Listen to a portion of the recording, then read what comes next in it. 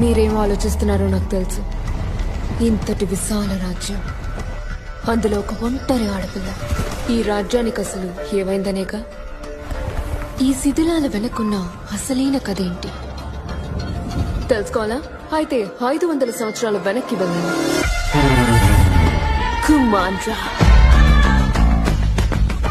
ఇదే మా సువిశాలమైన సామ్రాజ్యం. అప్పుడు మా రాజ్యంలో ప్రజలంతా చాలా సంతోషంగా ఐకమత్యంగా ఉండేవారు. ఎటు చూసినా పచ్చని పంటలు, నిండుగా ఉండే చెరువులు, ప్రశాంతత. వీటికి కారణం డ్రాగన్స్. కుమాండ్రా భూమి మీద ఉన్న స్వర్గం. అలాంటి మా రాజ్యం మీద జ్వాలా సైన్యం కన్నుపడింది.